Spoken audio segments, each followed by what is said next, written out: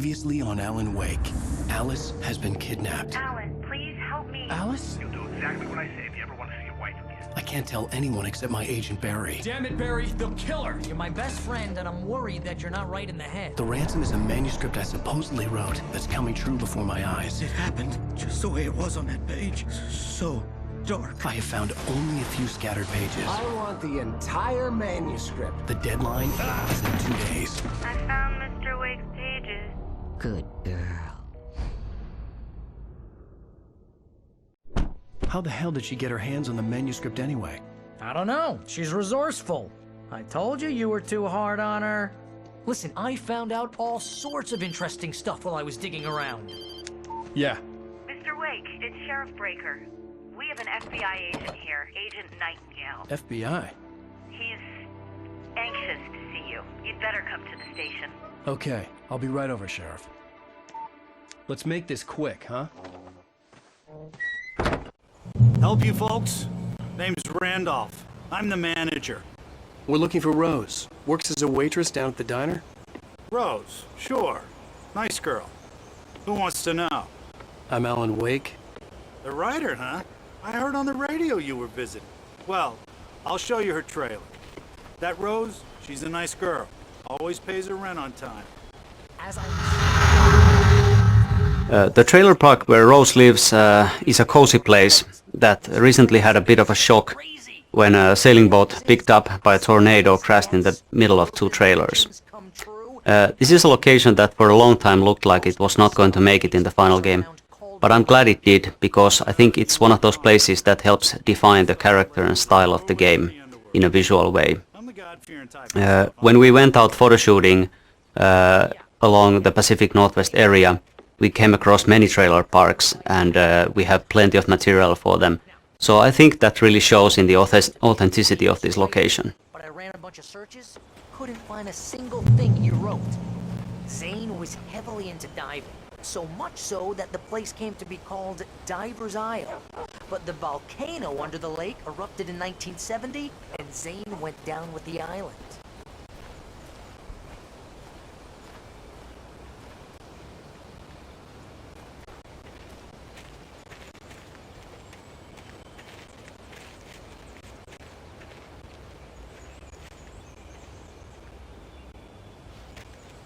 Yeah, how about that? It was there in the morning, as if it had fallen from the sky. But it would take a tornado to lift something like that. We're damn lucky it didn't crush any of the trailers.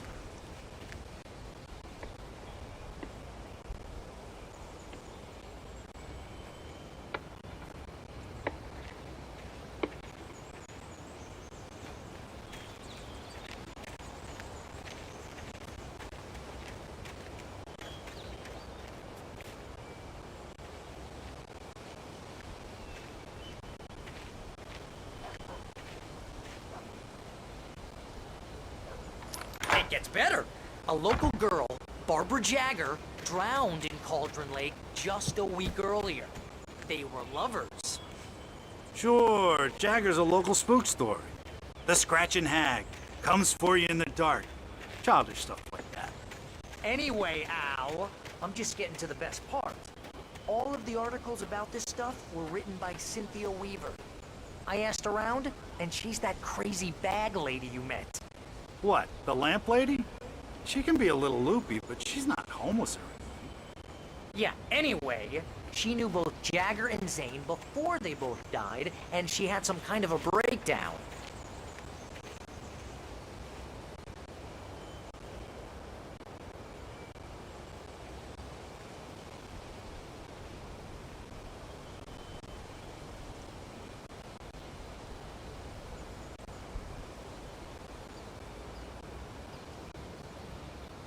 Come on, mister. I'll take you to Rose's trailer.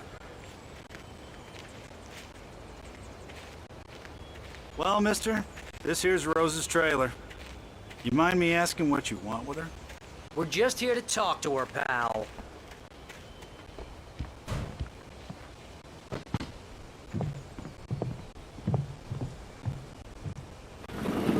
Welcome to... Oh dear. Mr. Wake, I'm so glad you're here. Rose, you have my manuscript? Oh. Oh, yes. Yes. Please, come in. Hey, this is really good. Rose, Yes, my manuscript. I really need it. I understand. I know what you need. A muse to inspire you. Oh, for Barry. She doesn't have anything. Yeah, hey, Al? Al, what's...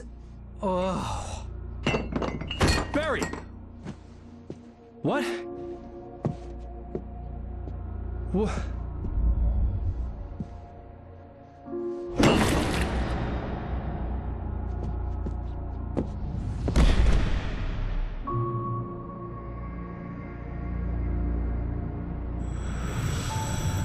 It's coming for you, hiding in my barber's skin.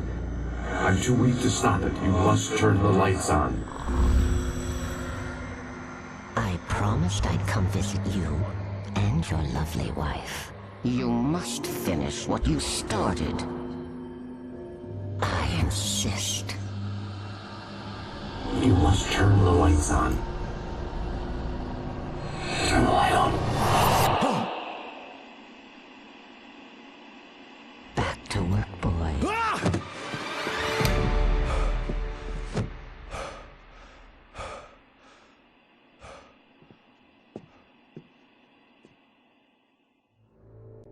I felt nauseous, hungover. Only anger kept me going.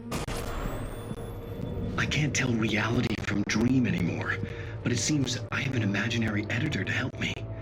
She's an old woman in a funeral dress. I call her Barbara Rose Jack. took a day from me. She's very I had strict. less than 12 I'm hours like left to faster meet the and faster. kidnapper. My All I could do manuscript was is get being Barry into the heavily car, revised. work something out once I got on the road. Me and more of her. Welcome to the Oh Dear Diner. What can I get you Me, I can today? save Alice this way. Coffee? I couldn't work up much hate for Rose. Something had used her to get to me and left its mark. My gun and flashlight were gone. I'd have to find a way to get Barry into the car as quickly as possible. There was no time to waste. I just stepped outside to catch a breath of fresh air. Let me tell you, the weather's getting heavy. Nights like this make me especially glad I'm here talking to you.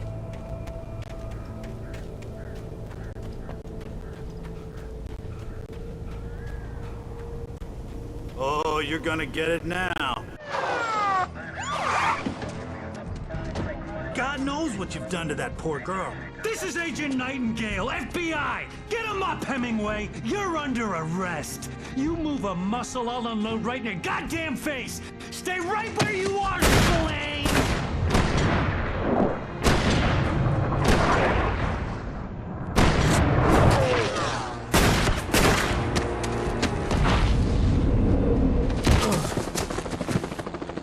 What are?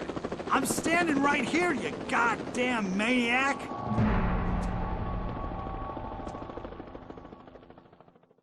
I hated to leave Barry behind, but there was no way I'd miss my appointment with the kidnapper. Give it up, Mr. Wake. Come on. Make it easier.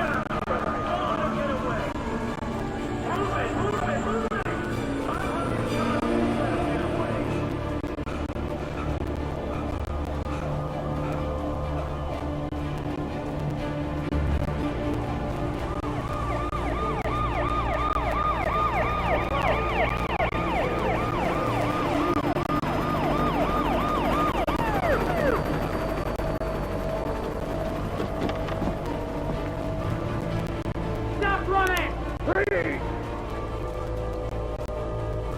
Okay, men. Keep your eyes peeled. He's gonna try to make it through here. Oh, damn. Over here! Right up here! Stop! Up that way! God damn it! Where did he go?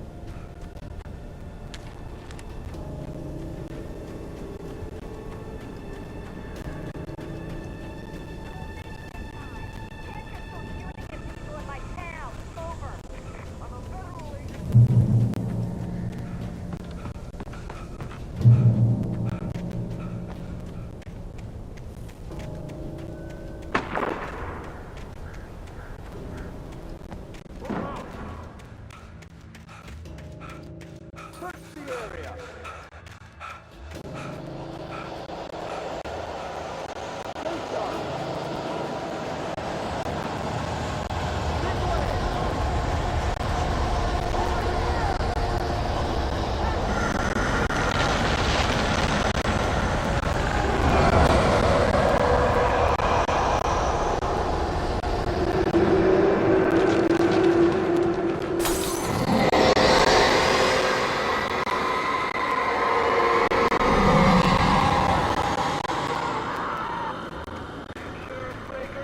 Agent Nightingale. I've lost contact with most of the men you were assigned to me. This horror was everywhere I went, circling me.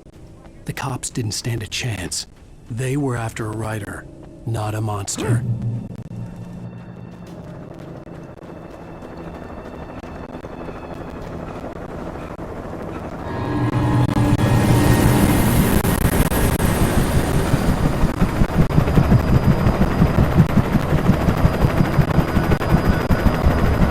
You on the ground. Hold it right there. There's nowhere to run.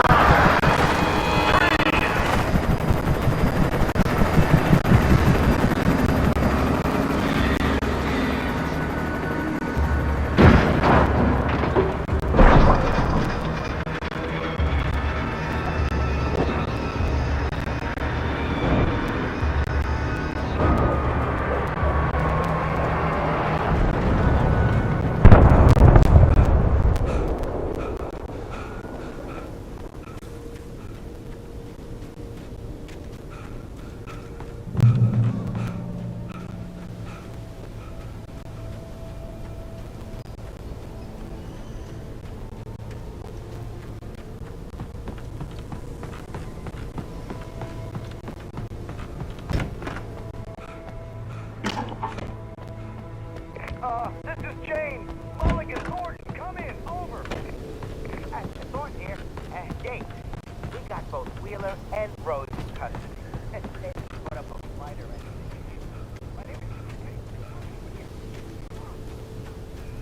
I imagined that the broadcast tower in the distance was part of the local radio station.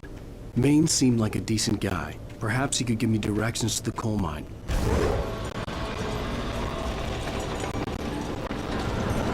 Unnatural shadows clung to the gate. The darkness that was after me was trying to stop me. I wouldn't get through without a light. There was no power to the searchlight.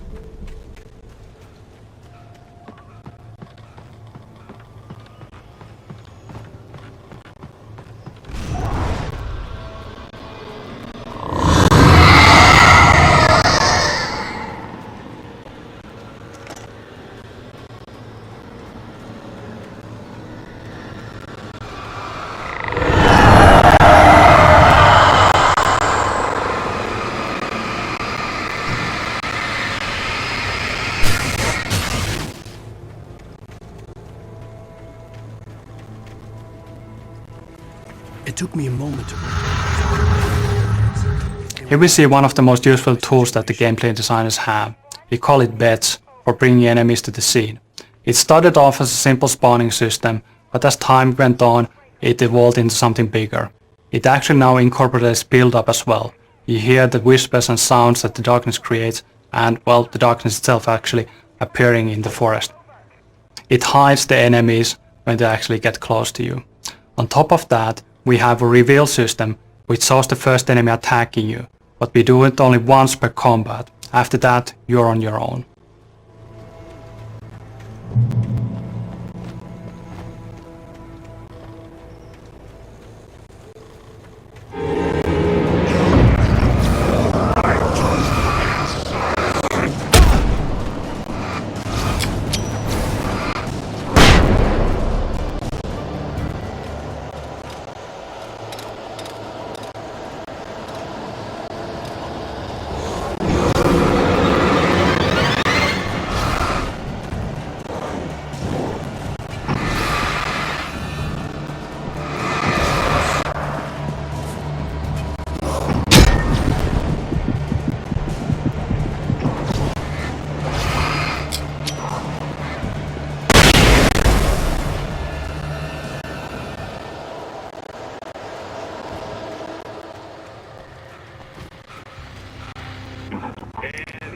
call. You're on KBFFM with Pat Maine. It's Bill Peabody, Pat. What's on your mind, Milt? Well, I live near the trailer park, Pat, and there's a big ruckus going on over there. Well, that's just up the road from me, too. What's going on, man?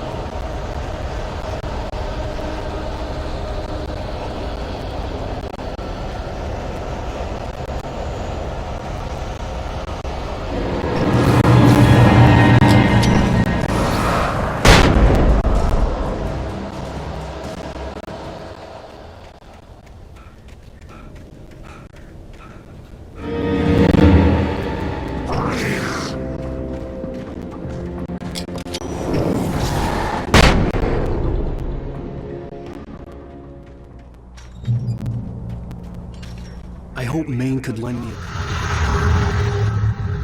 We don't see a lot of Pat Maine in the game, but actually he has a considerable presence. One of the problems with Alan Wake was that we really wanted to maintain that small town atmosphere, but that's very hard to do when, you don't actually spend a lot of time in the small town itself. A familiar and dependable radio solved that problem. Also, I think RJ Allison, who plays Pat Maine, did a wonderful job. He really nails the character, and it's so great to be alone in the dark and then hear that warm and dependable voice. Well, thank you very much for that compassionate viewpoint, Lorna. Oh, here's a little surprise. The famous writer Alan Wake just walked in, folks. I'm going to see if I can talk him into an interview. Come on in, Mr. Wake. Oh, I'm so glad you could find the time to do this, Mr. Wake. Nowhere to run now, Dan Brown. You back away from me. Don't hurt. Whoa. Everyone calm down. Put the gun down. We're all friends here, right? Cool your jets, Nightingale. We got him. Judas Priest! What the hell's the matter with you? There's a civilian in there.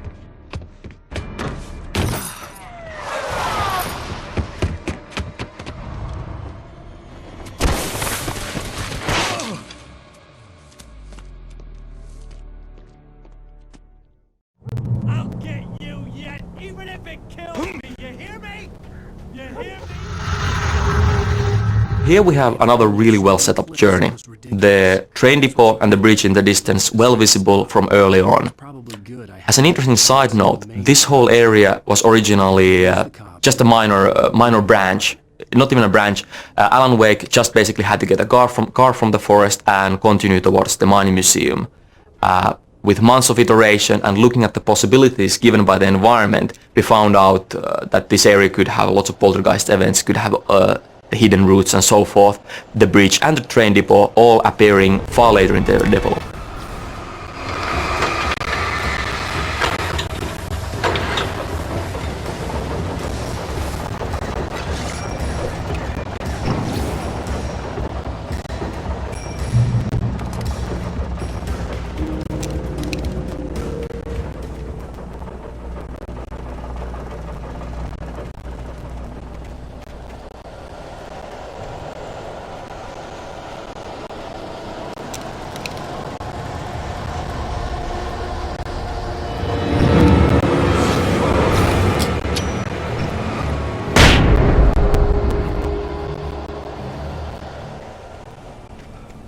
was no sensible reason for the power company work lights to be here.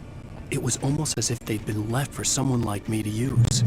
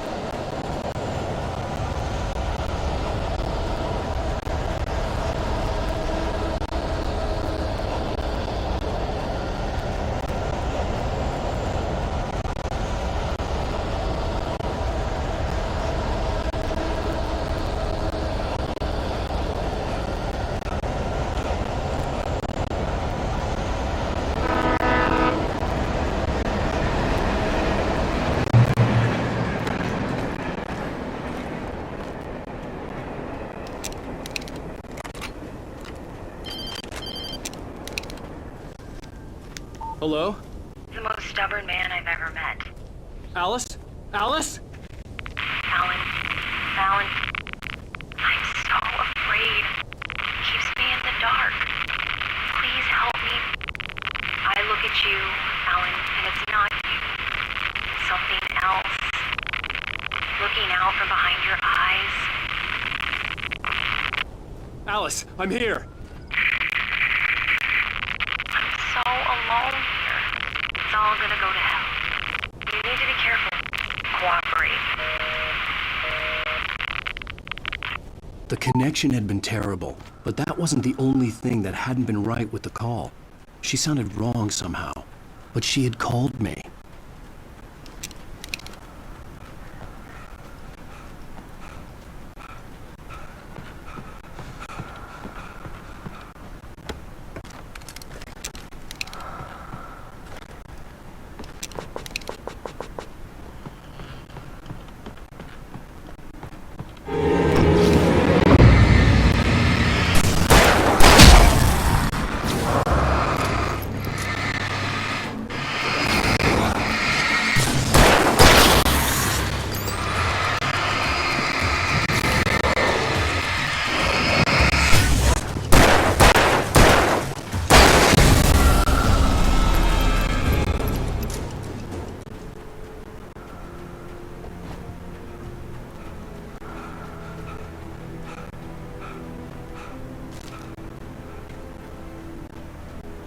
I could see a railway bridge up ahead, and Everybody knows the movie Poltergeist, but I wouldn't say that it was the origin for this idea. This game is about possession. It's about the dark presence taking over everything in the world. It started off with humans, and, well, in the design, the inanimate objects were the next logical step.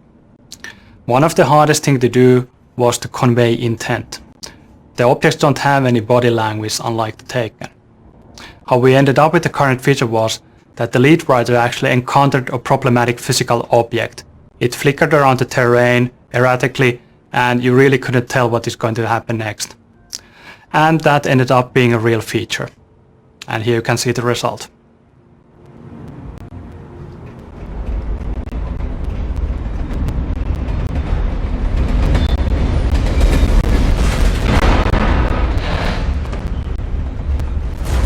that was pursuing me was growing stronger, and it was taking over everything in its path.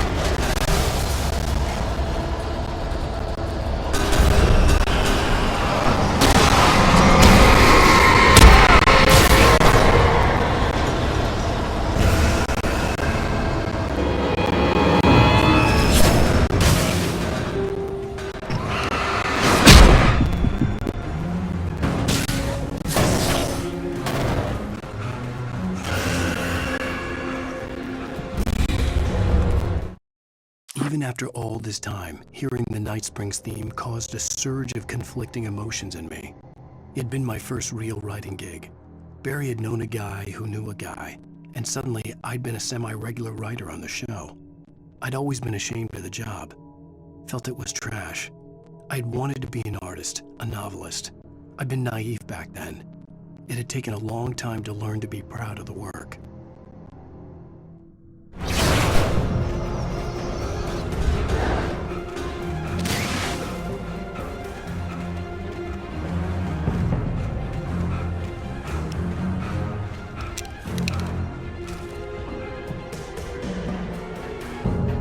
As a teenager, just starting to get interested in writing, Stephen King had been a source of inspiration to me. I thought about all the inanimate objects that had come to life in his books. No one is safe in a good horror story, certainly not the protagonist. That's what makes them fun. This was anything but. The darkness could possess anything, and it was getting closer.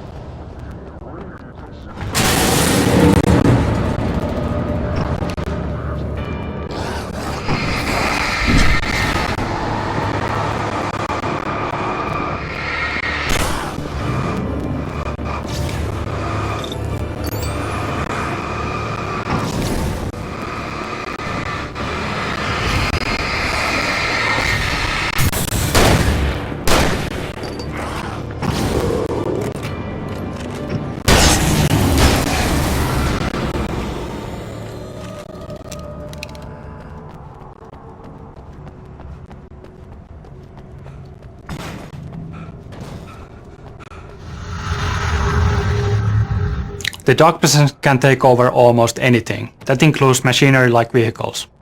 In the next scene you will see the bulldozer attacking you, and it might be familiar to you from demos that have been shown in different shows before. I would like to say that plenty of thought and research went into this, but the fact is that it was basically just a lucky test when we fooled around with the AI and physics. And here you can see the results. We take the facts of our existence for granted, unaware that they're merely an illusion of desperate self-delusion, covering a vast cosmos.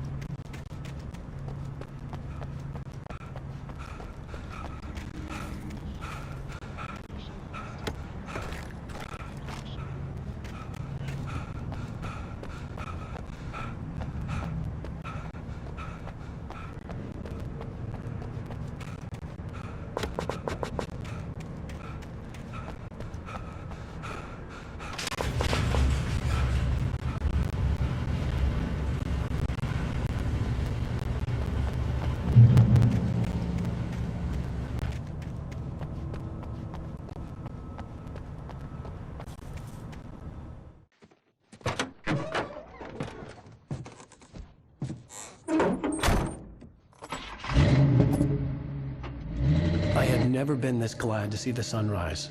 I had a couple of hours to get to the coal mine.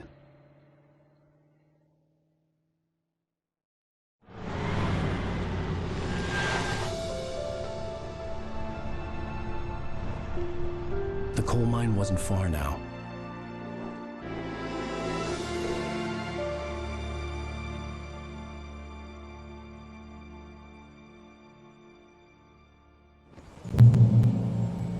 Today, I would meet the kidnapper. This daytime driving sequence is great to have in the final game, especially considering that it was a source of debate earlier on. It's fairly hard to actually see this kind of sequences, are they actually working or not, before we have the final environment, the mood, the sounds and so forth. Of course now, it is great to have in the final game. It provides a very nice change of pace in the middle of episode 3, and it provides a great showcase for our technology, our views, and also it's great to see the environment that you usually see in the night, covered in shadows and in fog, in its full glory.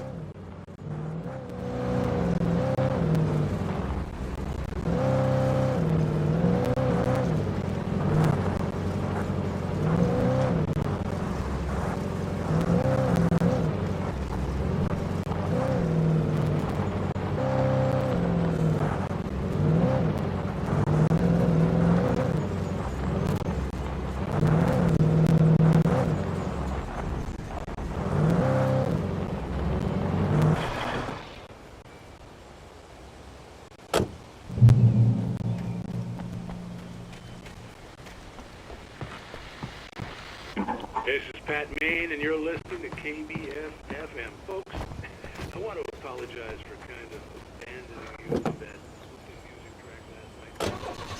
See, I had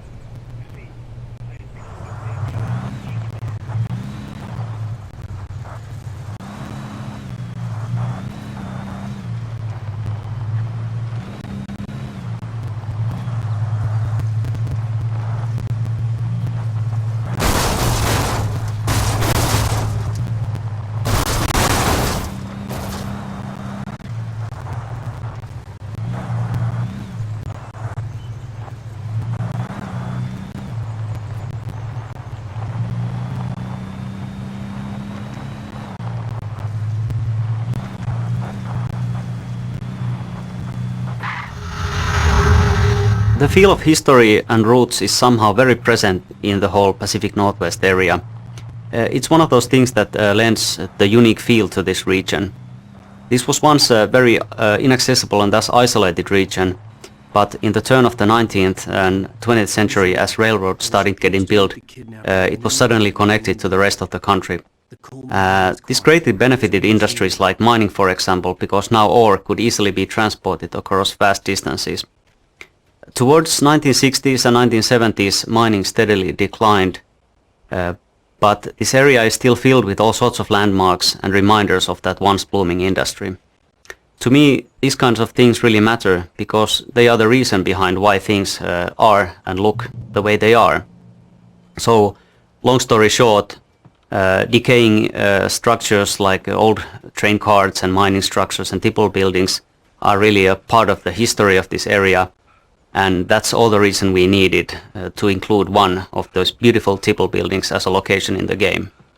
As many of its real-world counterparts, it serves now as a museum.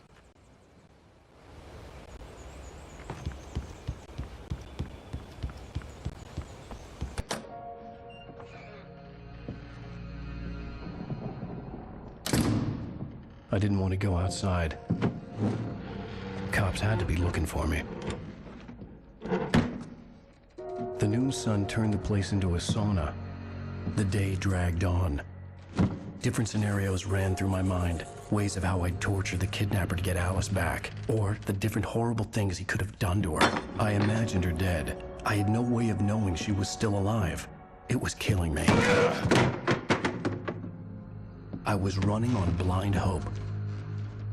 It was all a waste of time. The bastard never showed up.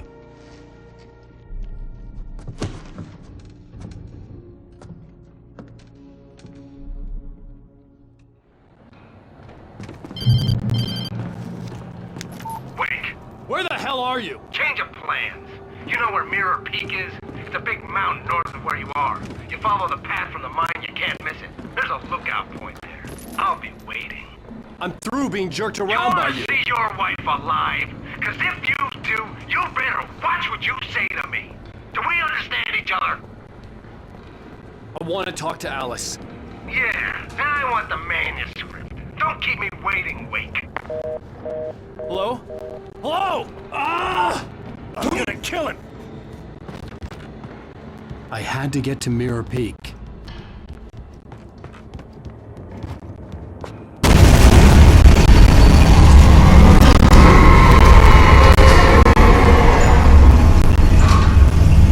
It was close.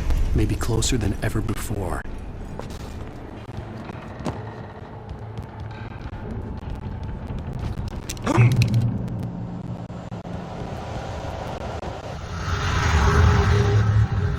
Okay, now this whole kidnapping thing is a red herring, of course.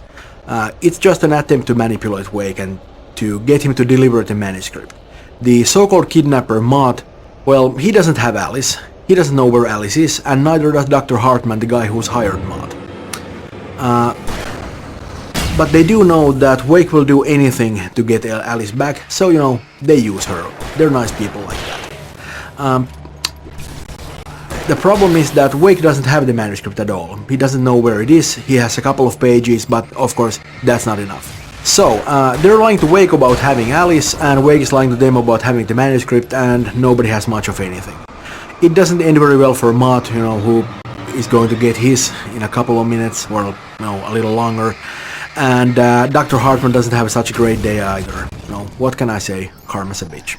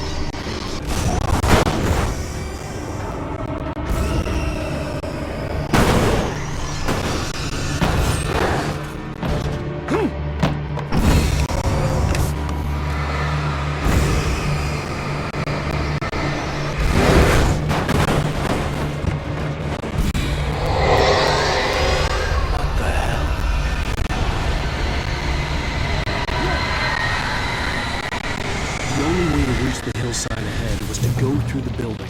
I had to find a way to avoid electrocution.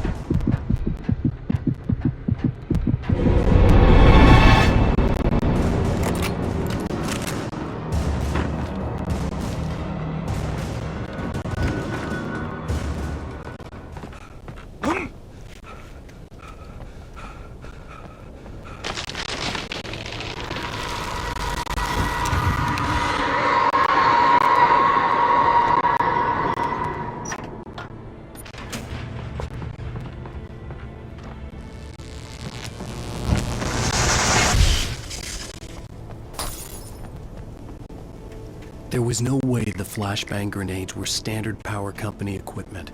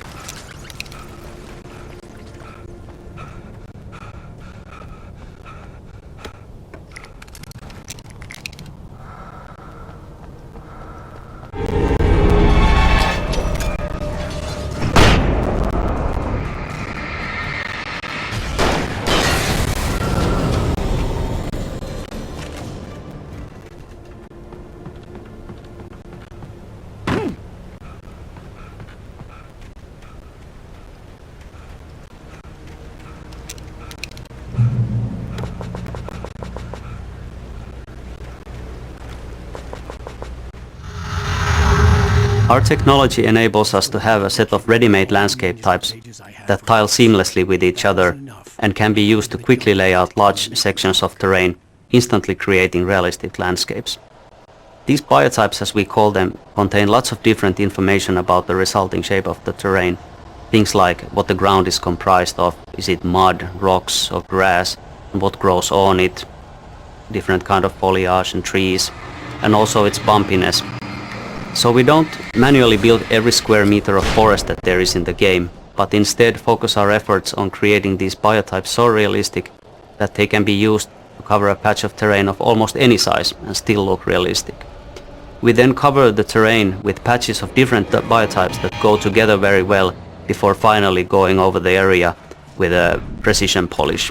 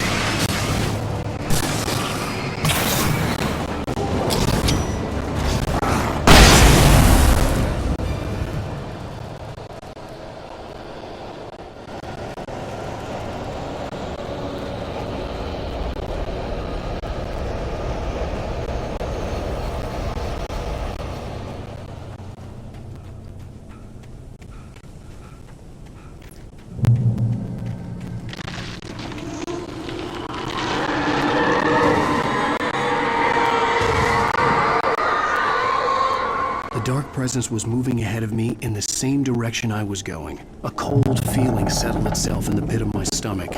Was it going for Alice? The graveyard shift becomes cancer.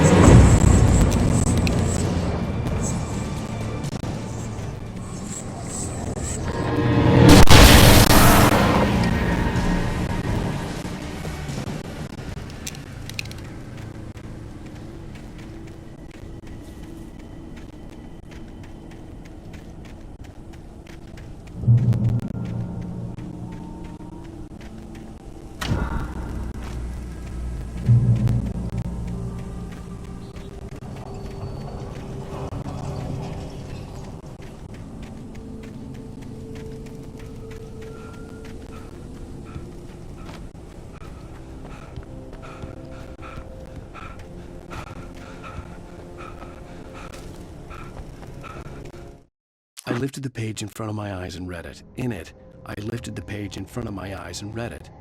In it, I lifted the page in front of my eyes and read it. In it, I lifted the page in front of my eyes and read it. In it, I lifted the page in front of my eyes and read it. In it, I lifted the page in front of my eyes and read it.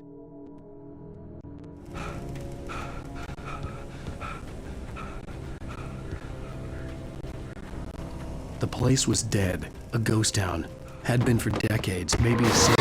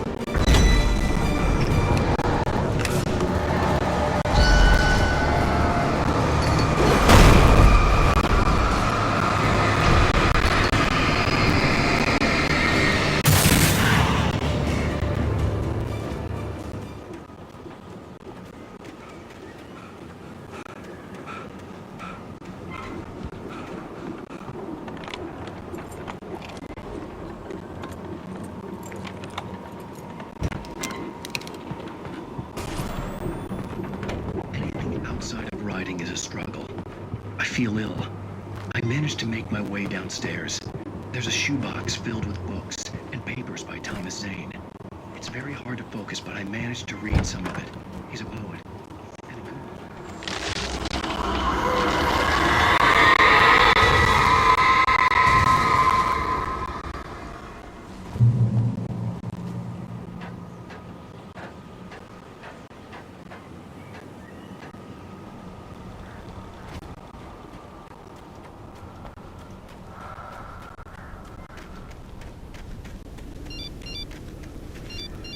The kidnapper had sent me a text.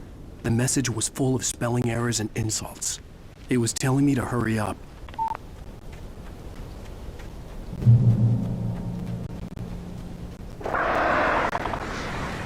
Birds.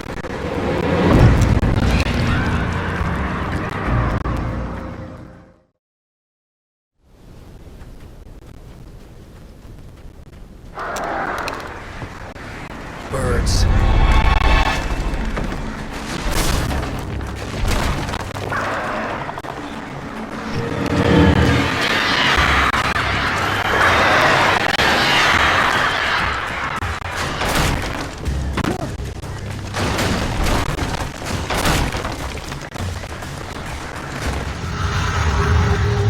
We chose birds as our only animal enemy type. The main reason being that the birds actually bring something new to the table, an extra dimension. We tried to think through the whole package of the player experience. The player needs to look down for bear traps, look ahead for taken, and look up for the birds.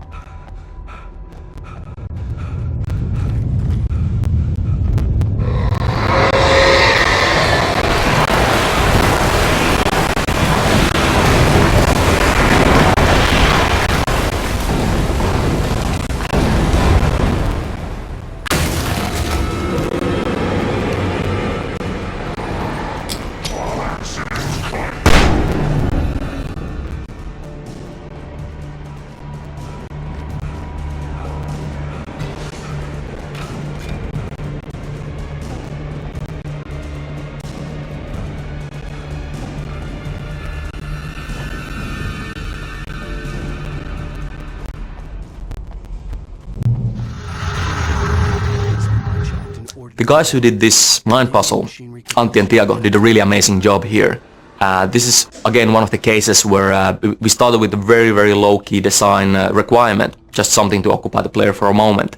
But with iteration, looking at what works, what not, we actually got this amazing sequence which does what it's supposed to do. It looks complex, it looks imposing, but it's very intuitive to play, and I hope you actually enjoy going through it.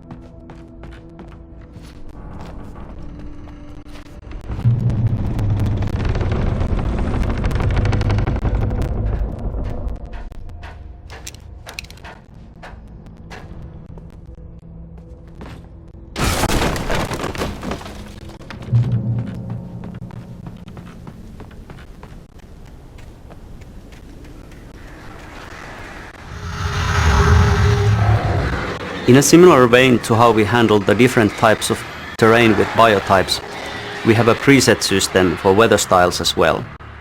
The game engine lets us control numerous parameters, things like cloudiness, wind, rain, and also lighting parameters, things like color, intensity and blooming, to create truly stunning weather effects. Using this technology, we have created a palette of ready-made weathers that can be called upon at any time, so really it is weather on demand at the push of a button. Each level has its own, or sometimes many, different styles of ambience, and so their own mood.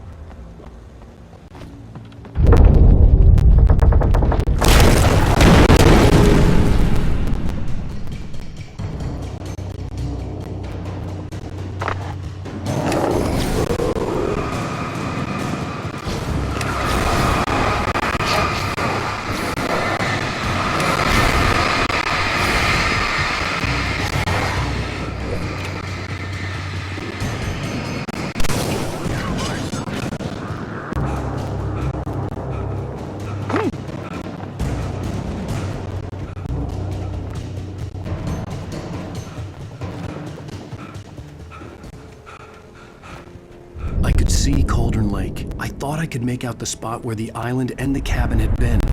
There was a light near it. It had to be a boat.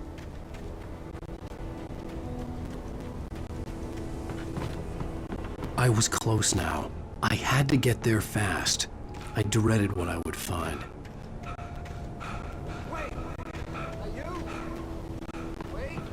Hey, I'm here! I'm coming!